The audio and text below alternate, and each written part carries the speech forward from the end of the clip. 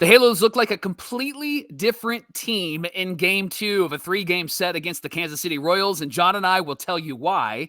Also, was Anthony Rendon the key to the Angels' success? And there are 3 former Angels on the Hall of Fame ballot. So who gets in? We have opinions. You're Locked On with Mike and John, and this is Locked On Angels. You are Locked On Angels, your daily Los Angeles Angels podcast. Part of the Locked On Podcast Network, your team every day. And thanks for making Locked On Angels your first listen of the day. We're free and available wherever you get your podcasts. You can share the pod with your friends by just hitting the share button on Spotify, Apple Podcasts, or on YouTube and post it to your personal social media page. This will help us gather all of the Angel fans together, and they'll be right where they should be, watching or listening to Locked On Angels. We're going to the World Series, Mike! What's going on, everybody? It's Locked On Angels. We appreciate you joining us. My name is John, and that's my brother, Mike. And my name is Mike, and that's my brother, John, and I'm going to Disney World! You've got the Frisch Brothers, a.k.a. the Super Halo Bros. Look, okay, my expectations are a little overblown, but I do feel good after this win. And, as long-suffering Halo fans, Mike, you and I, our fandoms go back years and years and years. Yours goes back decades, and decades, and decades. My hairline has gone back decades and decades and decades, too. So being an Angel fan, that's what it does. That's what it does to you. No, you and I have been lifelong fans of the Angels, and so it's a privilege to be here with you on Locked On Angels, and we thank you for tuning in wherever you get your podcast or on YouTube. Hello on the video side. Angels win 6-0 against the Royals, and that's exciting. It was due to a quite a performance from Jose Suarez. I have to say, maybe an unexpected performance from Jose Suarez. This is the version of Suarez that we like to see, and though he did not get very lengthy in his outing, 78 pitches, he did go 5 1/3, 3 hits, 3 Ks, and it felt like the right time to take him out of the game and let Jose Quijada be the hero, because he came in and pitched 1 2/3 innings, and he kept the Royals from scoring when the bases were loaded in that situation. And so it was just great pitching all around. I think at the end of this season, we're going to look at Jose Quijada as kind of an underrated, under the radar hero of the season, to be honest, and somebody that will factor into the Angels bullpen from here on out. And isn't it funny that he's not one of the ones that we signed? He's not one of the ones that we paid money to go and get. Yeah. And yet here he is doing what he's been doing this season. And even Elvis Peguero, who has been frustrating at times. Elvis left the building with some scoreless innings, and so that was great to see as well. But Mike, talk about the scoring. I mean, it was 6-0. Again, we have this up and down offense that seems to have it put all together one day and then forget how to score the next day. And hopefully after the previous night's game, there was a conversation on, hey, you guys got to get those runners home. You can't leave those guys stranded. So talk about the offense in this one. Well, they did get offensive in this game. Shohei hits his 21st dead center field. And I was nervous, thinking that maybe perhaps that would be the only run of the game. It looked like that was going to be the case, but it was not the case. Max Stassi hits his 6th home run. But the big key to the game was Luis Rengifo. That guy has really been incredible. He had a big RBI double, and he did it left-handed, looked great. And here's the most remarkable thing, Johnny. The Angels only struck out twice last night. 2 times. Twice. That is a miracle. That's proof that there is a God, because these guys strike out so often. But here's the question I have for you. Is Magneuris Sierra the spark that we've been waiting for? Johnny, is he the guy that will ignite this offense? Is he the guy that will be the spark that lights a fire, that burns the first order down, Johnny? Because this guy, 2 stolen bases, both of them were third base. And when was the last time that we actually were a running team? We had 4 stolen bases in the game last night. Where has this been? I think that last night's performance by Sierra earns him a start today. He should be in the starting lineup again today. Totally. And let's just go game by game. Let's see how he does, because he looked like he was a spark for that lineup. And I just love the fact that they were stealing bags and they were a threat on the bags, because we haven't had that all season long. It hasn't been there really since Tyler Wade, and Tyler Wade really wasn't on base to actually steal bags when he was on this team. So I was really excited to see Sierra last night. Me too. And Joe Adell got a hit by pitch RBI, and it hit him in the elbow, and he came out of the game. So I imagine that we will see Sierra start once more. Remember, it's an early start, about 10 o'clock here on the West Coast. So get up bright and early and watch those halos around 10 o'clock.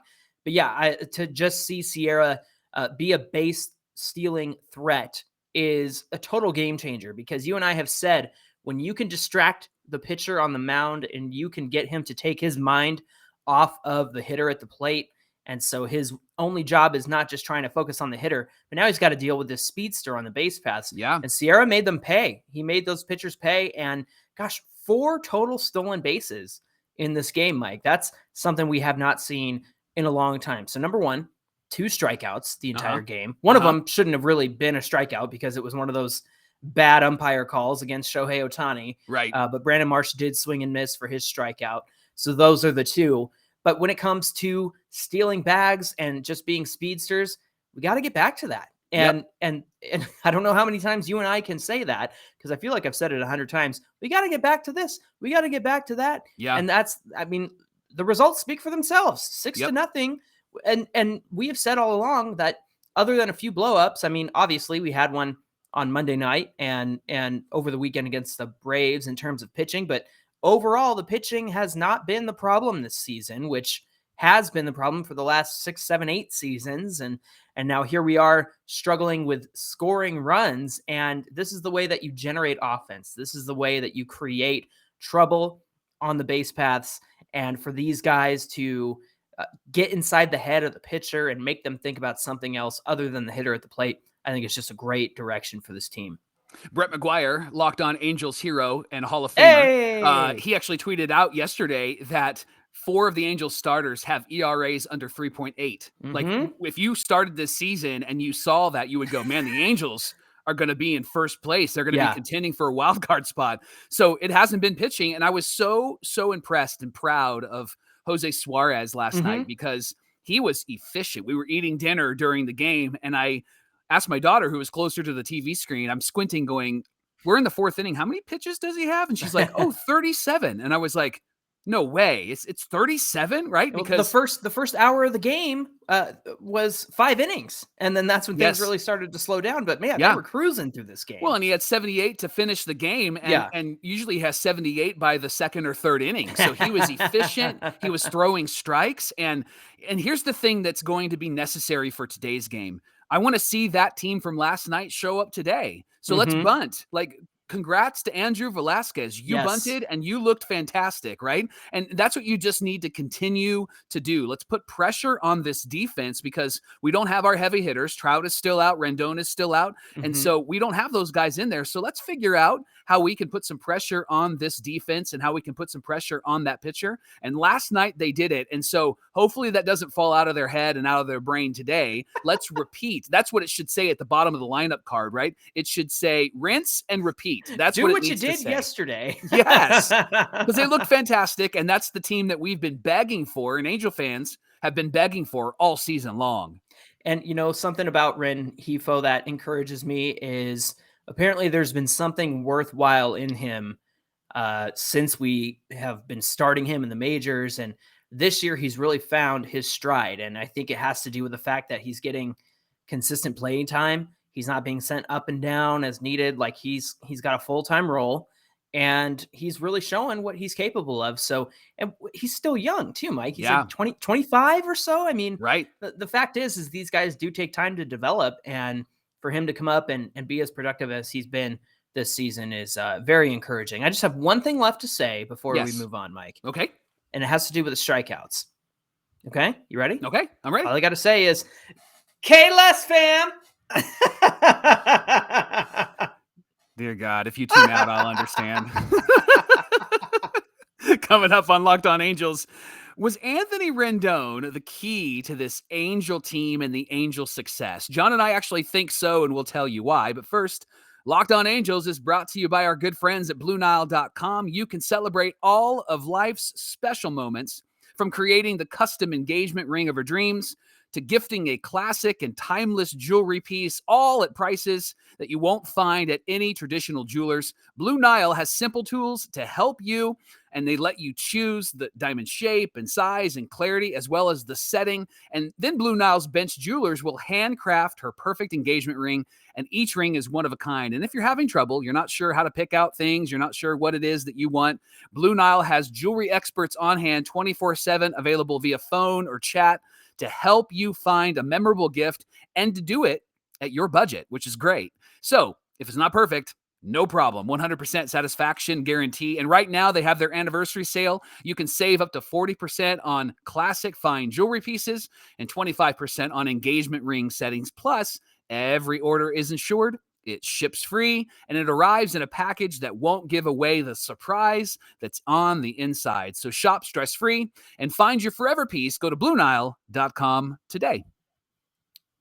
Am I allowed back? Can I come back to the podcast? Welcome back, John. Okay, thank you. Thank you. I wasn't kicked off. Hey, thanks for making Locked On Angels your first listen of the day. Remember that the MLB trade deadline is fast approaching, August 2nd, and Locked On MLB is going to have all the breakdowns that you need. So what you need to do is subscribe on YouTube or wherever you get your podcast to Locked On MLB so you can be notified each time an episode premieres and keep up with all the latest news and rumors and trade talks around your favorite team.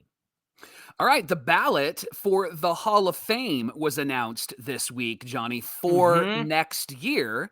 And on the ballot was John Lackey, Frankie Rodriguez, yes, and, sir. Ready? Jered Weaver. Ding! So here's our questions.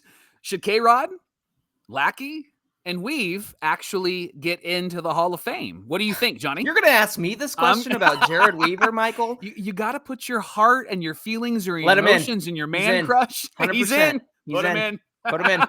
Dig him up. Well, let's talk K-Rod first, and then we'll leave Weave for that last conversation. But let's talk K-Rod first, all right? Well, K-Rod's got 437 saves, fourth all-time. He finished his career with a 2.86 ERA, and of course, he's a one-time World Series champ. 0-2, baby. Our Halos. Mike, that screams Hall of Famer to me. Fourth all-time in saves. Come on, you got to let him in. Well, and his strikeouts compared to his innings pitched is like 3 times the amount that he actually pitched. And so this guy was incredible. We know that he was incredible. We got to see him firsthand. He is the all-time saves leader for a single season. He broke that record. And so I definitely think that he is in, and I think he's a first ballot Hall of Famer. The guy that I think is on the bubble is John Lackey. Lackey actually had a really great career. He had 3 World Series championships, one with us. He won one with the Cubs, and he won one with the Red Sox. And he had 188 wins. His WAR was 37.3 for his career and a 3.92 ERA. So I was looking, what comps are there for him? Like, who would he compare to? And the closest comparable pitcher that is actually in the Hall of Fame to John Lackey is none other than Roy Halladay. Wow. He had 203 wins, a 3.38 ERA, but here's where he blows Lackey out of the water. He has a 64.2 career WAR. That's like twice as much WAR. Yes. Yeah. Jeez. And so I think that Lackey is on the bubble. I don't know if he's going to get in. Maybe his World Series championships get him in, but I don't know if one of them was with the Red Sox, so it doesn't count. He left us and went to the Red Sox. One of them was with the Cubs, so that might actually count. He helped save the lives of Cub fans. So right. I don't know if he gets in. My heart says he gets in because he's a Bulldog. I love him, and I got an angel love for him. But I think that he is on the bubble and doesn't get voted in at least this first round. Now, let's talk about your boy, Jered Weaver. Oh, boy. Okay, Jered Weaver, 150 career wins, a 34.6 WAR, and a 3.63 ERA. That's good enough to get into the Hall of Fame for me, Mike. Let's put him in. Vote him in. Vote him in. Congrats. 100%. Good job, Jered. Listen, him and Mariano Rivera. The average pitcher in the Hall of Fame has won 230 games, and they all kind of have an ERA around a little bit over 3. So he does fall short of the games won in that department. So I'm not quite sure. Oh, this hurts to say. I'm not quite sure he gets in. Man, Ugh. he should be Angels Hall of Fame, that's for sure. Oh, for sure. I actually was looking up a few different pitchers to try to find some comps, and I mentioned this off air. Mike Mussina was another comp outside of Roy Halladay. Mussina won like 270 games. Good grief. And he played with the Baltimore Orioles in the 90s. Remember, they were really, really good in the 90s. And then he went to New York and played with the Yankees. So he had a few 20-game seasons and a few seasons where he won like 18, 19 games.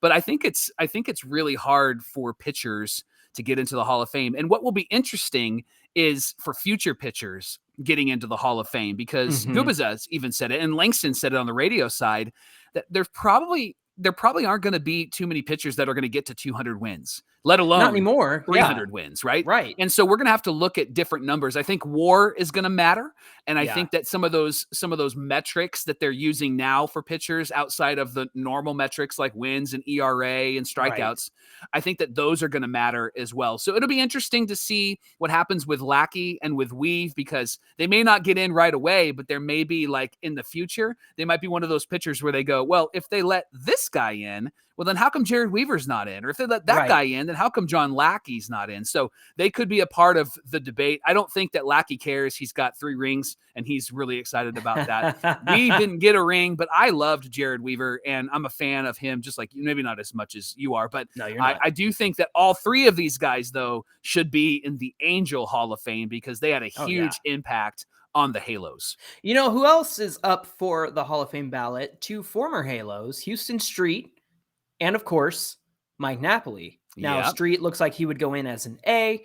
Napoli would go in as a Ranger, possibly. But it was cool to see that these guys, these guys did spend time. Obviously, Napoli came up through the Halo system, and then Tony Regan's traded him away like a chump. And I've been talking a lot of trash about Tony Regan's online today. So that's been on my mind. But all that to say, it's pretty cool to see 5 guys, 3 of which are very solidified Halos, but 5 guys total who have contributed to our team in very significant ways. Pretty cool. I think the best bet for Hall of Fame is K-Rod. And speaking of betting, BetOnline brings you today's episode. They're your number 1 source for all your betting needs and sports info. You can find all the latest sports development, league reviews, and news, including this year's Major League Baseball season. BetOnline is your continued source for all your sporting wagering information, live betting, esports, and scores. And they're the fastest and easiest way to check in on all your favorite sports and events like MMA, boxing, and golf. You can head to the website today or use your mobile device to learn more about the trends and actions. BetOnline is where the game starts. Last conversation of the day, and it has to do with Mr. Anthony Rendon, who we signed prior to the 2020 season. He put up a great season in 2020, albeit it was 60 games. And the last 2 years, 2021 and 22, he's been hurt. It was a hip issue last season that took him out of the season. This year, it's a wrist injury, and so that's been a problem as well. But Mike, you and I believe that Anthony Rendon had a big part to play in the early success of this team. Let's get into the numbers. All right. So Rendon went on the IL May 27th and then went on the 60-day IL in June. And before he did, the Angels were 27-20 with him. Now, since his injury, they got a win last night and then they lost the game before. They are 13-36 without him. And so I think that one of the main reasons the Angels have struggled this season is because Rendon was not in this lineup or on defense at third. I know his numbers they weren't fantastic. 242, 335 on base, 5 home runs through 41 games. But Johnny, there was something about him in the middle of that lineup that pitchers had to pay attention to. They couldn't just walk past Trout. They couldn't just skip past Ohtani. Rendon was the threat. And we saw this when he went down, how the top of the lineup, Ward, Ohtani, and then Trout, however they were aligned, right? They would get hits. And if they didn't get hits, then we knew for the rest of the inning that nobody else was going to be able to knock them in, right?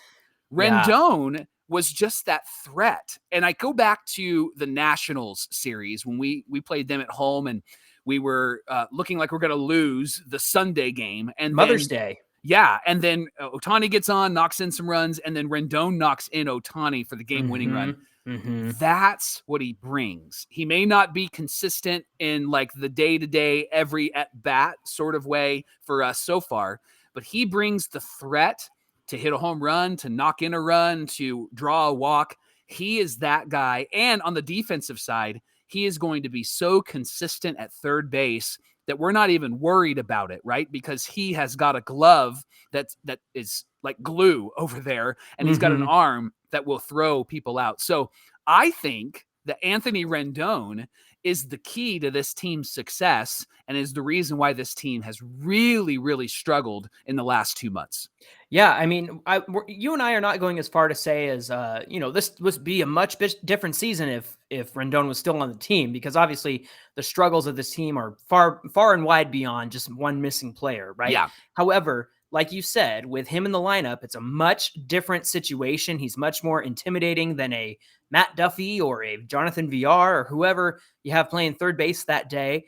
And again, his defense is super solid. Even though he's playing through injuries, he's a very solid third baseman and a great defender. And you see him make crazy plays all the time. And that is sorely missed. But Mike, one thing that I remember is how patient he was at the plate. Yeah. What's the biggest issue? And we talked about it in the first segment. Strikeouts. It's been the strikeouts all season long. And Anthony Rendon was somebody who didn't strike out very often. In fact, even though he wasn't hitting very well, he was taking walks a lot more often. And when you have somebody like, you perhaps have Trout on base, and then Anthony Rendon takes a walk behind him, and so you push Trout to second. Then you have Jared Walsh coming up to maybe get a base hit and score Trout. That's a lot of the scenarios that we had early on in this season. And without Anthony Rendon, just trying to save time. Just trying to save time, like the Baltimore Orioles. Renthony, without him, we gotta pause and laugh about that one.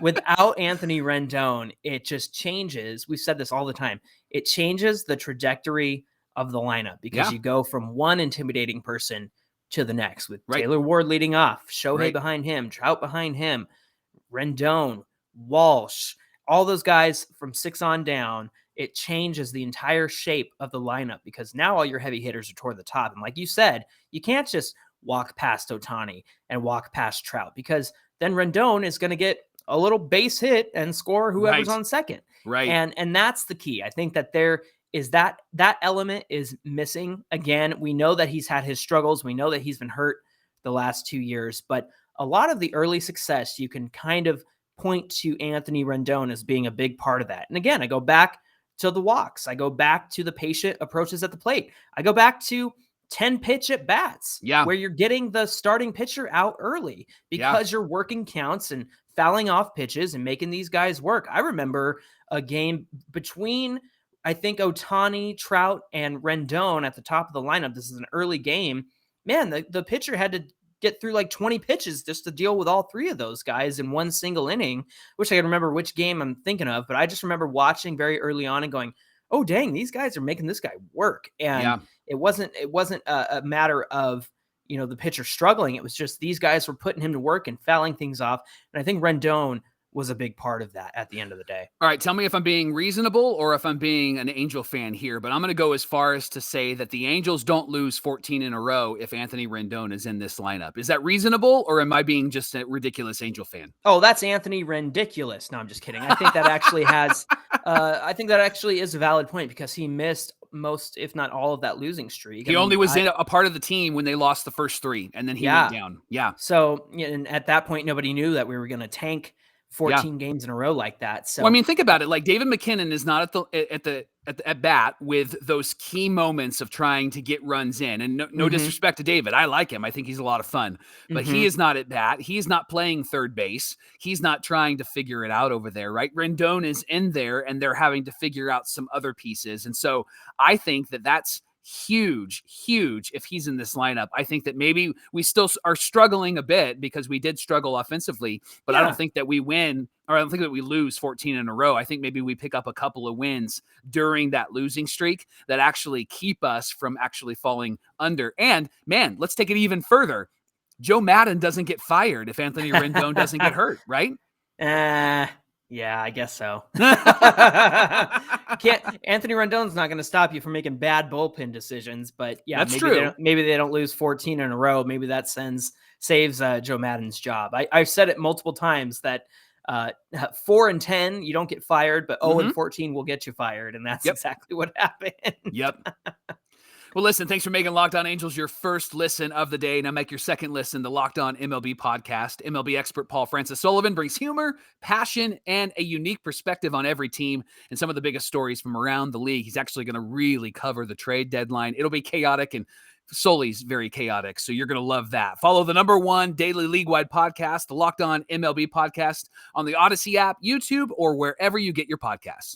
Hey, give us a follow on Twitter at Locked On Angels, and connect with Mike and I on Twitter and Instagram at Super Halo Bros. And everybody on YouTube who's been leaving comments, we appreciate you. Been doing our best to get through those and respond to everybody and make sure everybody gets heard and Good communicated with. Good chatter, exactly. Mike, what do we have on deck for tomorrow's show? All right, John, would you rather be the A's or the Angels?